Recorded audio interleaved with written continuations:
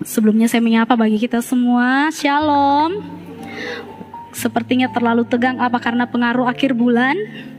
Shalom. Apa kabar saudara? Luar biasa. Puji Tuhan. Terima kasih buat kepercayaan yang diberikan kepada saya oleh Bapak Gembala.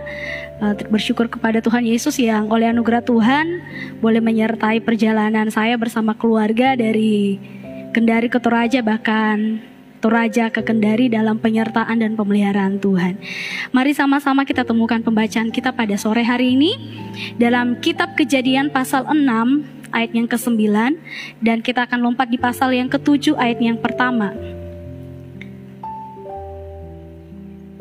Kejadian pasal yang ke-6 ayat yang ke-9, dan sebentar kita akan langsung lompat di pasal 7 ayat yang pertama. Ayat ke-9 dulu dari Kejadian pasal 6. Kita akan baca bersama-sama karena hanya satu ayat dalam hitungan yang ketiga. 1, 2, 3. Inilah riwayat Nuh. Nuh adalah seorang yang benar dan tidak bercela di antara orang-orang sesamanya, dan Nuh itu hidup bergaul dengan Allah. Pasal 7 ayat yang pertama. Kita juga akan membaca bersama-sama ayat ini dalam hitungan yang ketiga. 1, 2, 3. Lalu berfirmanlah Tuhan kepada Nuh, masuklah ke dalam bahtera itu, engkau dan seisi rumahmu, sebab engkaulah yang kulihat benar di hadapanku di antara orang zaman ini. Silakan duduk kembali. Terima kasih buat kerjasamanya. Dari dua ayat yang kita baca pada sore hari ini, saya akan berikan satu judul atau satu tema, yaitu menjadi orang benar di pemandangan Allah. Nah saudara, kita kilas balik dulu dari kisah Nuh ini. Yang lulus sekolah minggu pasti sudah tahulah ceritanya dari si Nuh ini. Nah saudara, di pasal 6 ketika saudara mundur di ayat yang pertama sampai ayat yang ke-8, di situ menceritakan bagaimana kejahatan yang dilakukan oleh orang-orang di zaman Nuh. Mulai mereka kawin campur, bahkan dikatakan bahwa mereka melakukan keserakahan dan lain sebagainya. Tetapi di ayat 9, di situ dikatakan langsung diberikan satu kalimat bahwa inilah riwayat Nuh. Nuh adalah seorang yang benar. Dan di ayat yang ke-7 diulang lagi, Tuhan katakan bahwa di pasal 7 tadi ayat pertama bahwa engkau dan sebab engkaulah yang kulihat benar di hadapanku di antara orang-orang zaman ini. Nah saudara, apa sih itu benar? Kalau dalam kamus bahasa Indonesia saudara, benar itu tidak salah, tidak berat sebelah atau adil, dan dapat dipercaya. Kalau dalam King James Version dia pakai kata perfect. Nah, pasti pernah lah anak-anak muda tahulah perfect itu apa ya. Perfect itu berarti sempurna, utuh, dan tidak ada cacat celanya. Nah saudara, ada beberapa hal yang saya lihat dari Nuh ini. Kenapa dia dikatakan orang yang benar? Di antara orang-orang yang tidak percaya, kalau di dalam terjemahan lain dikatakan bahwa Nuh hanya satu-satunya orang yang benar hidup di zamannya. Saudara, seandainya kita hidup di zaman Nuh dan Tuhan katakan bahwa cuman Reski Menge yang hidup benar di hadapanku, bagaimana perasaan kita? Kayaknya sensusnya Tuhan ini salah. Masa cuman satu orang, cuman Eki saja yang benar di antara kurang lebih 200 sampai 300 jemaat, sudah termasuk simpatisan di jemaat GPDI Mandonga. Mungkin kita akan protes sama Tuhan, Tuhan saya ini rajin pelayanan, saya ini rajin sekali mengembalikan persepuluhan, saya rajin beribadah kepada Tuhan. Bahkan di kalangan saya dikenal dengan orang yang baik sekali. Saudara, kembali lagi, orang yang benar menurut pandangannya Tuhan, bukan menurut pandangan Bapak Gembala, Ibu Gembala, bukan menurut pandangan majelis atau orang-orang yang di sekitar kita. Tapi sore hari ini kita akan belajar orang benar yang dimaksud dalam Alkitab itu seperti apa. Nah saudara, tadi saya katakan bahwa hanya Nuh, kalau dalam terjemahan lain, hanya Nuh satu-satunya orang yang benar di antara orang-orang sesamanya. Bahkan dikatakan saudara di dalam Kejadian sesudah Alkitab mencatat tentang kisah Nuh, kemudian Alkitab mencatat lagi mengenai kisah Abraham. Saudara mungkin pernah dengar ceritanya, kita tidak usah buka ayatnya. Ketika Sodom dan Gomora akan dihancurkan, ada satu pribadi yang datang berdoa kepada Tuhan, yaitu Abraham. Dia bilang begini, Tuhan, kalau ada 50 orang benar di kota itu, masakan Tuhan mau menghancurkan kota Sodom dan Gomora? Tuhan bilang, kalau saya dapati ada 50 orang, saya tidak akan hancurkan.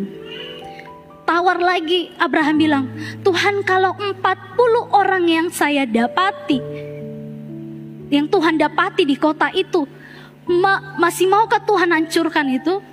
Kota Sodom itu Tuhan bilang, saya tidak akan hancurkan kalau saya dapat 40 orang. Tawar menawar sampai, Tuhan, kalau Tuhan dapati ada 10 orang saja Tuhan, 10 orang benar di kota Sodom, maukah Tuhan menghancurkan kota itu? Tuhan bilang, tidak akan saya hancurkan kalau saya dapatkan 10 orang. Tapi kenyataannya 10 orang tidak didapatkan di kota Sodom dan Gomora. Dalam artian, orang benar ini sulit ditemukan.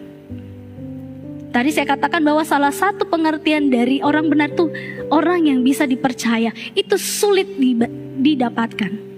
Tadi saya katakan di antara 200-300 jemaat hanya satu pilihan Tuhan. Itu contoh ya saudara.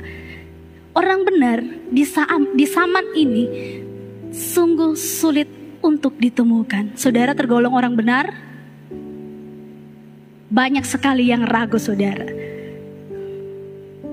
Sulit untuk ditemukan. Di zamannya Nuh saja Alkitab mencatat dengan jelas bahwa cuma Nuh satu orang yang hidupnya benar didapati oleh Tuhan. Di kota Sodom dan Gomora tidak ada 10 orang yang benar, makanya Tuhan menghancurkan Sodom dan Gomora. Saya harap kita yang hadir pada sore hari ini tergolong orang yang benar, amin. Masih banyak juga yang ragu. Mungkin kita sudah mulai bertanya-tanya, ini saya orang benar atau tidak ya? Nah saudara, yang kedua, orang benar itu mendapatkan hak istimewa dari Tuhan. Mau dapat hak istimewa, hak itu adalah sesuatu yang kita terima. Mau saudara? Sedikit juga yang mau hak istimewa. Saya saudara mau hak istimewa dari Tuhan? Mau. Tadi saya tanya mau. Saudara orang benar pasti ragu. Nah saudara, hak istimewa apa yang didapatkan ketika kita hidup menjadi orang benar? Kalau kita baca mengenai kisah Nuh, yang pertama, orang benar mendapatkan hak istimewa, yaitu dia tahu apa yang menjadi rahasianya Tuhan. Dia tahu apa yang menjadi rindunya Tuhan. Dia tahu apa yang menjadi isi hatinya Tuhan. Apa yang akan Tuhan buat bagi hidupnya, bahkan bagi orang-orang yang ada di sekitarnya. Tuhan ketika ingin menghancurkan orang-orang yang ada di sekeliling Nuh, Tuhan bilang saudara, di ayat yang ke-13, berfirmanlah Allah kepada Nuh, aku telah memutuskan untuk mengakhiri hidup segala makhluk, sebab bumi telah penuh dengan kekerasan oleh mereka, jadi aku akan memusnahkan mereka bersama-sama dengan bumi. Hak istimewa dari orang yang benar, Tuhan akan menyampaikan hal yang penting. Dia tidak akan simpan, dia tidak akan tahan. Contoh lagi Abraham, Tuhan bilang gini, tidak mungkin saya menyembunyikan hal ini. Hal apa saudara? Yaitu peristiwa bagaimana Tuhan akan menghancurkan Sodom dan Gomora. Saya tidak akan pernah simpan ini. Tidak mungkin saya mau simpan rahasia ini tanpa saya kasih tahu Abraham. Saudara, seberapa banyak saudara yang sudah menemukan hak istimewa ini? Sudah tahu apa yang Tuhan mau buat saudara? Banyak yang masih ragu-ragu, masih banyak yang abu-abu. Saudara bisa pertanyakan, saudara ini orang benar atau bukan? Saudara, ketika saya di Toraja, saya ketemu dengan om saya. Kebetulan dia adalah seorang hamba Tuhan juga. Punya sharing, dia bilang, Din, orang benar itu pasti akan diberkati Tuhan. Terus saya bilang, om, berarti saya ini? Saya bilang, kau jawab sendiri. Kau sudah masuk orang benar, setengah benar, atau malah belum benar, atau tidak benar sama sekali? Oh begitu om. Iya, saya mau saksikan, terlalu banyak saya mau saksikan. Dia cuma bilang gini, satu hal yang saya mau saksikan sama kamu Din, saya bisa kuliah secara gratis, sudah ambil S2. Saya bisa bolak-balik ke luar negeri sudah hampir 5 kali. Itu secara gratis, tidak bayar. Kenapa bisa, Om? Itu kamu harus hidup jadi orang benar dulu. Susah, Om? Iya, susah. Saudara, kalau kita pengen tahu apa maunya Tuhan, apa yang mau menjadi isi hatinya Tuhan, karena itu adalah sesuatu yang istimewa, dan tidak semua orang bisa diberitahukan apa yang Tuhan mau, kecuali dia hidup menjadi orang yang benar. Fatal akibatnya ketika kita ngaku orang Kristen, tapi kita tidak tahu visi misinya Tuhan dalam hidup kita. Fatal akibatnya kalau kita ngaku kita adalah pelayan Tuhan, tapi kita tidak tahu maunya Tuhan dalam hidup saya itu apa. Saudara yang diberkati, jangan lagi jadi anak Tuhan yang cengeng, jangan lagi jadi anak Tuhan yang manja, maunya dimengerti oleh Tuhan, maunya selalu bilang Tuhan minta ini. Tidak. Kapan kita bisa mengerti maunya Tuhan? Kapan kita bisa tahu hatinya Tuhan? Itu hak istimewa yang pertama. Jadi saudara sudah mulai menimbang-nimbang, selama saya hidup 35 tahun, 40 tahun, apa yang saya sudah dapatkan dari Tuhan? Enggak ya Tuhan berbicara sama saya. Saudara, ketika saya membaca ayat 13 ini, saya mulai membayangkan, saudara, sebuah hubungan yang sangat akrab antara Nuh dan Tuhan. Karena di ayat 13 Tuhan bilang begini, berfirmanlah Allah kepada Nuh, aku telah memutuskan untuk menghancurkan bumi ini. Saya coba membayangkan ayat ini sebuah hubungan yang sangat dekat dan tidak bisa terpisahkan. Seperti mungkin hubungan suami istri. Kak Dewi selalu ngomong seperti ini. Kemarin dia cerita,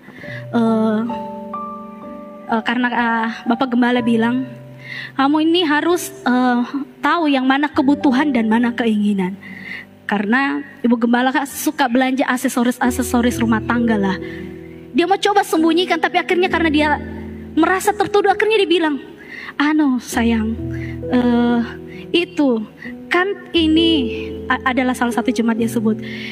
Dia beli bagus sekali tuh, salah satu lah alat rumah tangga. Jadi saya cicil-cicil beli. Sebenarnya dia tidak mau bilang, karena Bapak Gembala sudah bilang, tahan dulu, kalau ada yang mau dibeli tahan dulu. Tapi Ibu Gembala suka, ya samalah dengan saya, suka nakal, suka belanja apa yang sudah ada dibeli juga. Itu hubungan yang suami istri seperti itu, saudara. Tidak ada yang disembunyikan. Jadi para suami-suami yang masih menyembunyikan uang belanja dari istrinya, istri-istri boleh cek. Nah, istri-istri juga yang mungkin belanjanya sudah melebihi, silakan jujurlah dengan suaminya. Nah saudara, hubungan seperti inilah yang diinginkan oleh Tuhan. Ketika Tuhan pengen menyampaikan isi hatinya, saya mau sampaikan sama Dev, saya mau sampaikan kepada siapa lagi ya, Ibu siapa saya lupa namanya, Ibu Nova lah, Ibu Nova. Tapi saya lihat hidupnya belum benar. Ini contoh saja ya, jangan sampai sebentar bilang, ini cuma contoh. Nah saudara, mari perbaiki kehidupan kita. Harus kita tahu visinya Tuhan, misinya Tuhan dalam kehidupan saya, buat keluarga saya itu apa. Nah saudara, terus yang saya perhatikan, hak istimewa yang kedua yang didapatkan orang yang hidup benar, yaitu orang yang hidup benar akan diberkati dan dilindungi oleh Tuhan. Saudara, kita buka dulu di dalam Mazmur pasal yang ke-5 ayat yang ke-13. Mazmur pasal 5 ayat yang ke-13.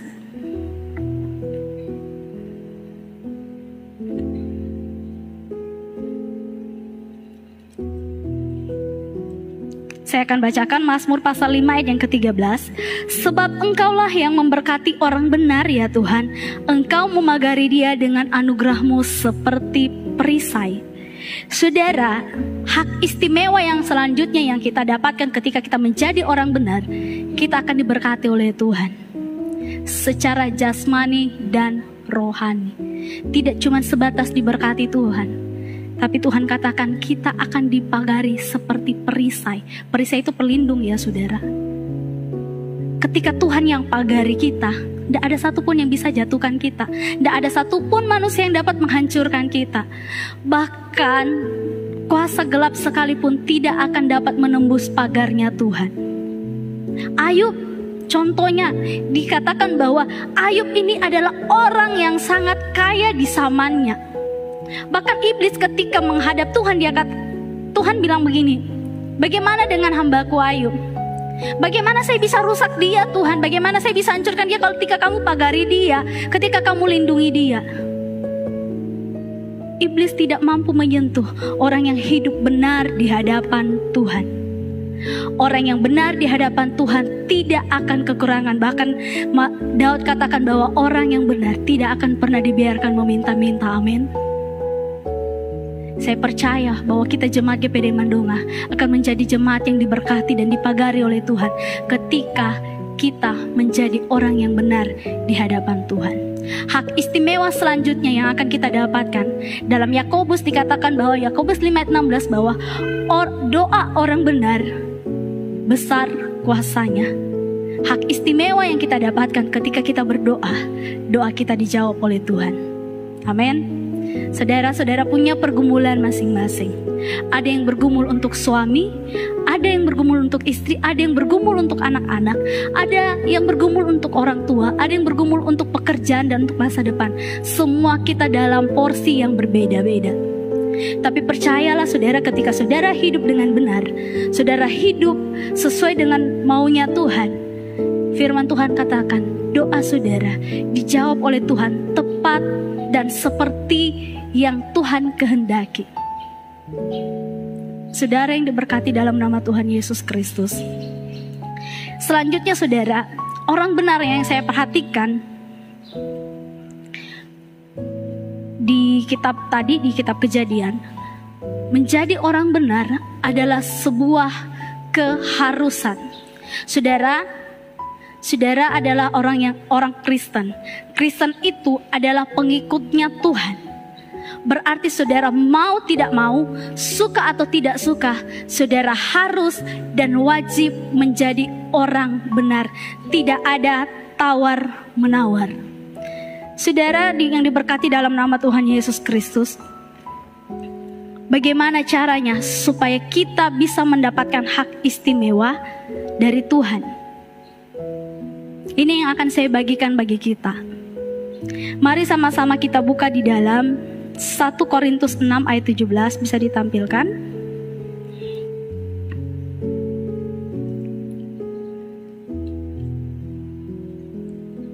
1 Korintus 6 ayat 17. Tetapi siapa yang mengikatkan dirinya pada Tuhan menjadi satu roh dengan Dia.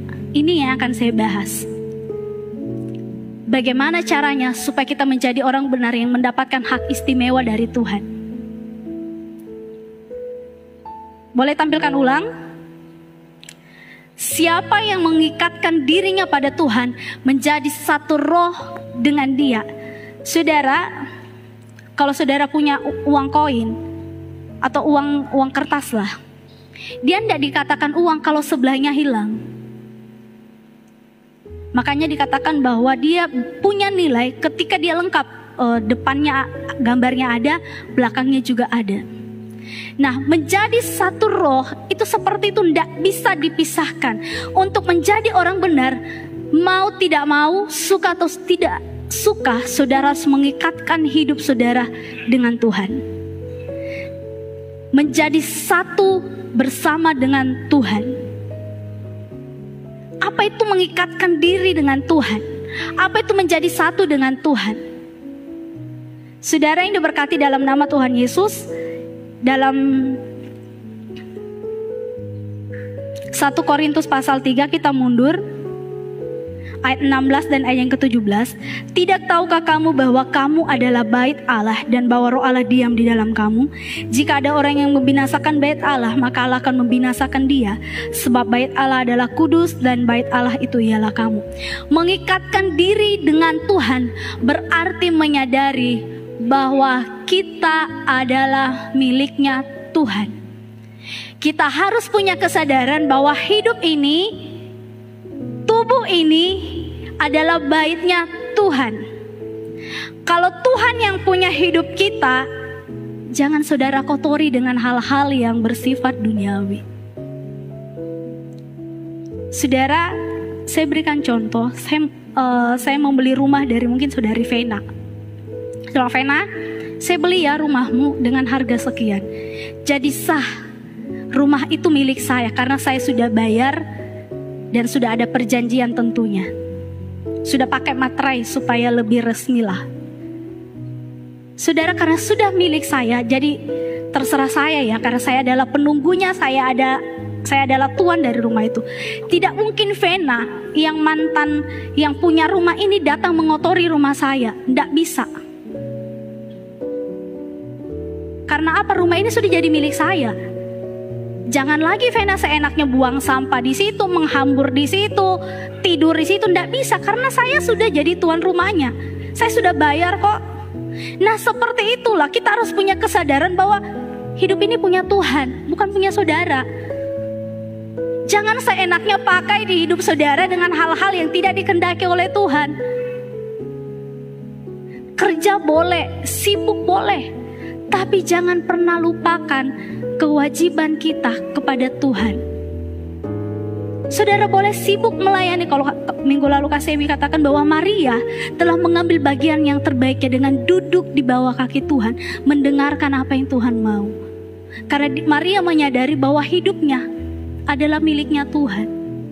Ketika saudara sudah sampai di tahap ini, menyadari bahwa hidup ini miliknya Tuhan, Tuhan yang harus pimpin hidup saudara.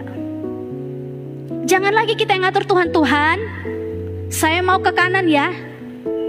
Tuhan, jangan bawa saya ke kiri itu jurang. Saya mau di jalan mulus saja. Tidak bisa saudara. Atau mungkin kita yang setel Tuhan, kalau saya maju di depan, pokoknya Tuhan yang harus sertai saya tidak mau tahu. Pokoknya Tuhan yang lindungi saya, pokoknya saya mau jalan saja. Tidak bisa, Tuhan yang ngatur kita. Karena apa? Kita ini miliknya Tuhan. Ketika kita ingin menjadi orang benar, ketika kita mengikatkan diri kita kepada Tuhan, menjadi satu roh dengan Dia, kita harus mau ikut pimpinannya Tuhan. Tuhan yang harus ada dalam kehidupan kita. Saudara, dalam kitab Injil dikatakan bahwa ada sebuah rumah yang sudah bersih tersapu. Tetapi karena dia tidak undang Tuhan dalam kehidupannya, maka 7 roh yang lebih jahat ada di rumah itu.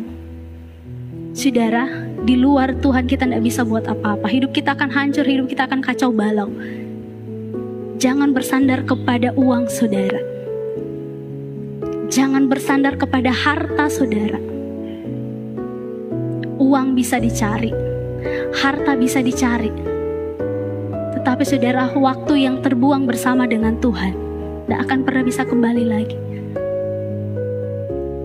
Ketika saudara diberikan kesempatan hari ini untuk beribadah, ayo beribadah. Karena kita menyadari Tuhan, hidup ini hanya karena oleh anugerah Tuhan. Hidup ini miliknya Tuhan. Nah, yang kedua, apa itu mengikatkan diri? Mengikatkan diri di hadapan Tuhan berarti kita harus menjadi orang yang hidupnya disiplin. Apa itu disiplin? Disiplin itu taat terhadap aturan yang sudah dibuat. Saudara, saya coba tadi mencatat bahwa banyak sekali aturan Tuhan di dalam Alkitab. Tidak bisa kita lakukan dengan kekuatan kita kalau kita tidak menyatu dengan Tuhan. Kalau bukan roh Tuhan yang memampukan kita, tidak bisa kita lakukan. Saya coba tadi mencatat cuma sebagian. Kalau dalam perjanjian lama ada 10 hukum Taurat. Jangan ada padamu Allah lain di hadapanku. Jangan menyebut Tuhan sembarangan. Jangan mengingini milik sesamamu. Jangan mencuri, jangan membunuh, dan lain sebagainya.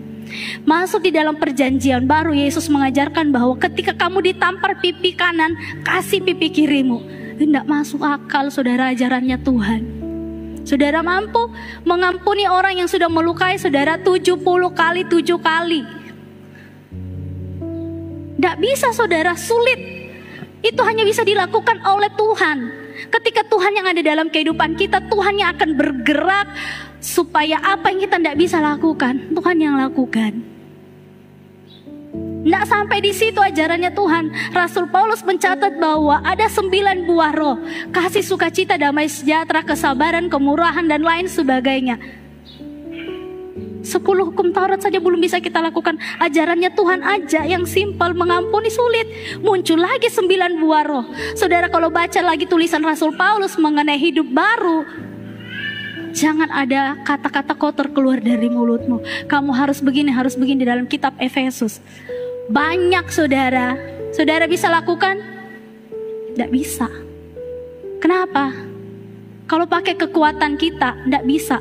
Kecuali kembali lagi ketika kita mengikatkan diri kita kepada Tuhan. Tuhan yang akan mampukan kita. Makanya saudara, saya katakan bahwa ketika kita menyatu dengan Tuhan, kita akan menjadi satu dengan Tuhan. Jadi apa yang kita tidak bisa lakukan, Tuhan yang lakukan. Mengampuni orang yang melukai kita, sulit untuk kita lakukan dengan kekuatan kita.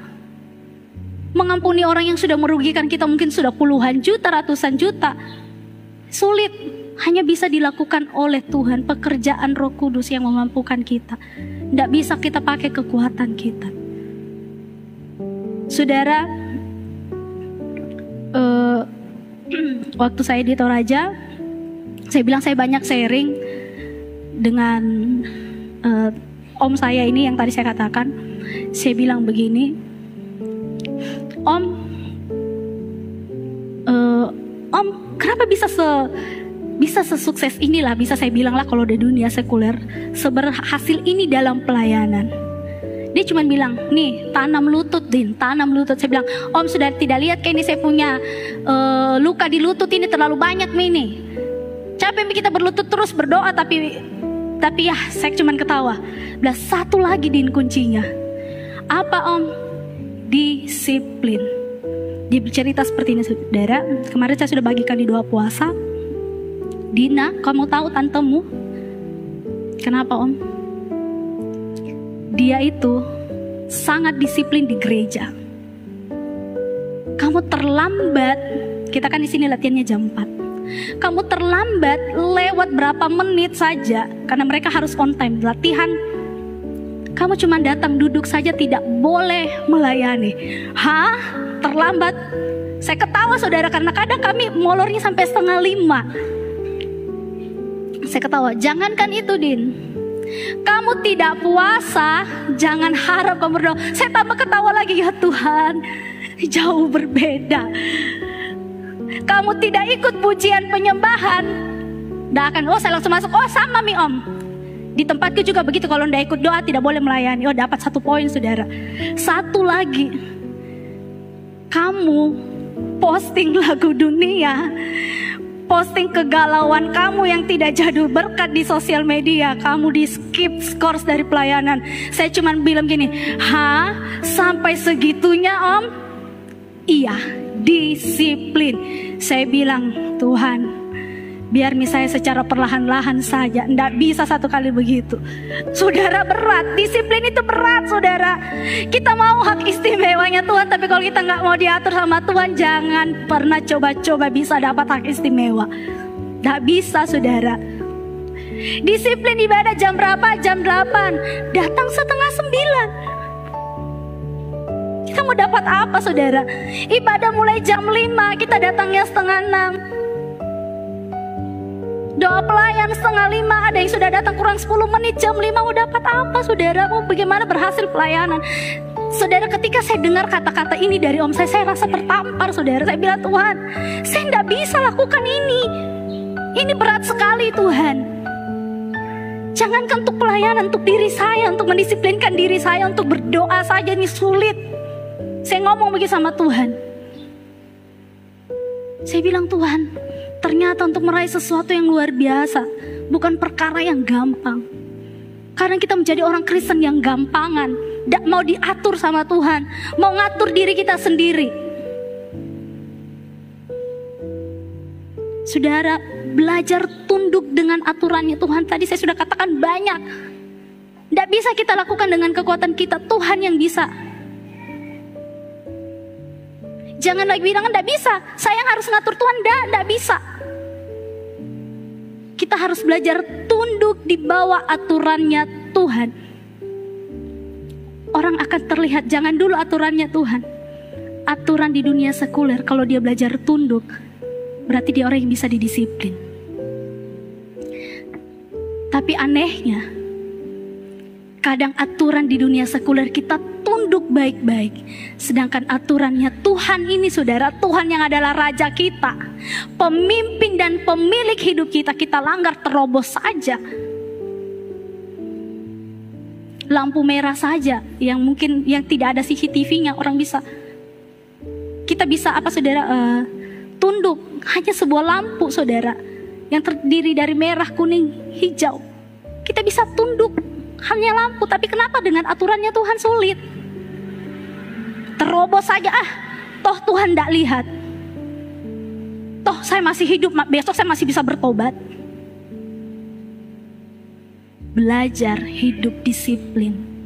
Dan ini saya mau terapkan dalam hidup saya. Sulit iya, tapi mau tidak mau, suka atau tidak suka, ini yang harus kita lakukan. Yang terakhir yang ingin saya bagikan, jadi apa itu mengikatkan diri di hadapan Tuhan? Yaitu memperhatikan keadaan kita. Kita buka dalam Hagai pasal pertama ayat yang kelima.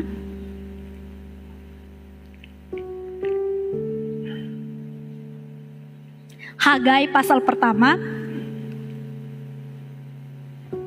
ayat yang kelima.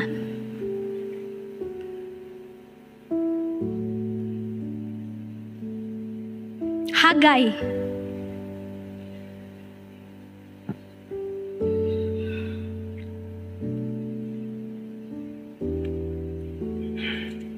saya bacakan Hagai pasal pertama ayat yang kelima. Oleh sebab itu beginilah firman Tuhan semesta alam, perhatikanlah keadaanmu. Saya sempat bahas ayat ini di waktu doa Zoom sebelum saya berangkat ke Toraja, dan kalimat ini perhatikanlah keadaanmu diulang 2 kali di ayat 5 dan ayat yang ke-7. Orang yang mengikatkan dirinya di hadapan Tuhan adalah orang yang selalu memperhatikan dirinya. Saya salah enggak ya Tuhan? Memperhatikan diri itu seperti ini saudara. Ketika kita salah, kita lihat Tuhan, saya salah. Saudara, saya tidak perlu bahas banyak tentang Hagai ini karena saya sudah bahas bagian waktu renungan di Zoom. Tapi saya cuma mau perhatikan keadaan saudara. Alkitab tidak catat perhatikan keadaan orang lain, diri kita dulu. Tapi sayangnya banyak orang yang suka menghakimi. Oh, dia hidupnya tidak bagus, dia begini. Beda dengan saya hidupku sudah benar. Jangan pernah anggap diri saudara benar, karena tadi saya katakan bahwa hanya di pemandangan Tuhan, Tuhan yang anggap kita benar, bukan diri kita. Perhatikan dulu keadaan kita. Jangan dulu tetangga kita yang kita nilai, oh dia beli mobil, oh dia ini, oh dia seperti ini, enggak. Ketika saudara buat salah, orang yang mengikatkan dirinya di hadapan Tuhan ketika dia salah, dia cepat sadar, Tuhan ampuni saya salah Tuhan. Saya sudah melakukan hal yang jahat di hadapan Tuhan. Saya sudah membentak istri saya. Saya sudah melakukan hal yang jahat sama suami saya. Saya sudah mengata-ngatai anak-anak saya. Saya sudah berlaku kasar sama orang tua saya. Harusnya orang yang mengikatkan diri pada Tuhan harus cepat sadar. Kalau saudara mau mengikatkan diri kita kepada Tuhan, mari jadi orang yang cepat sadar. Jangan diulang-ulang terus ditegur ulang-ulang, dinasehati ulang-ulang. Tapi perhatikan keadaan kita. Mungkin ada hal-hal yang jahat yang kita sudah lakukan di hadapan Tuhan. Kita minta kepada Tuhan untuk mengampuni kita, supaya kita menjadi orang yang benar, yang mendapatkan hak istimewanya Tuhan. Amin firman Tuhan. Mari sama-sama kita naikkan pujian. Ku mau hidup seturut kehendak Tuhan.